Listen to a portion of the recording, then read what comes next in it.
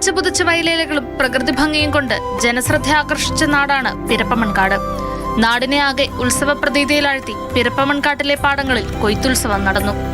ആറ്റിങ്ങൽ പിരപ്പമൺകാട് പാടശേഖര സമിതിയും പിരപ്പമൺകാട് സൗഹൃദ സംഘവും മാതൃഭൂമിയും സംയുക്തമായാണ് കൊയ്ത്താഘോഷം സംഘടിപ്പിച്ചത്.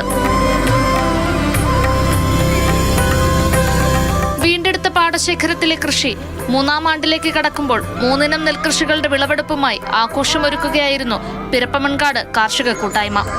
ഉത്തരേന്ത്യയിൽ നിന്നും എത്തിച്ച അന്യം നിന്നു പോകലിന്റെ വക്കിലെത്തിയ സുഗന്ധാരി വിളയുന്ന കലാനാക് നെല്ല് പാടശേഖരത്തിലെ 10 ഏക്കറിൽ ആദ്യ യന്ത്രവൽകൃത നടലിലൂടെ വിളഞ്ഞ ഉമാനെല്ല്, പരമ്പരാഗത ശൈലിയിലെ കൃഷിയിൽ വിളഞ്ഞ നെല്ല് എന്നിവയുടെ കൊയ്ത്താഘോഷ ഉദ്ഘാടനമാണ് ഇന്ന് നടന്നത്.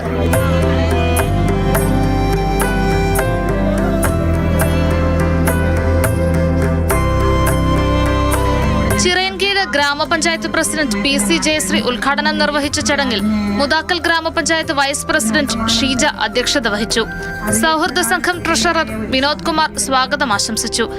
ചടങ്ങിൽ Mathrubhumi Thiruvananthapuram news editor P Anilkumar മുഖ്യപ്രഭാഷണം നടത്തി. ഈ കൊയ്ത്ത് കഴിഞ്ഞാൽ നമുക്ക് വിത മുതൽ കൊയ്ത്ത് വരെ എന്നുള്ള ഒരു സാംസ്കാരിക പരിപാടി അത് സംസ്ഥാന സർക്കാരിന്റെ ഭാഗമായിട്ടുള്ള ഭാരത് ഭവൻ തീരുമാനിച്ചിട്ടുണ്ട്. ഇതുമായി ചേർന്ന് മാതൃഭൂമിയും പിരപ്പമൺകാടിലെ ഈ പാടശേഖര സമിതിയും സൗഹൃദ സമിതിയും ചേർന്നിട്ട് സന്ദർശകർക്കായി മാതൃഭൂമി ദിനപത്രം വയൽക്കരയിൽ സ്ഥാപിച്ച സെൽഫി പോയിന്റും ചടങ്ങിൽ വെച്ച് നാടിന് സമർപ്പിച്ചു.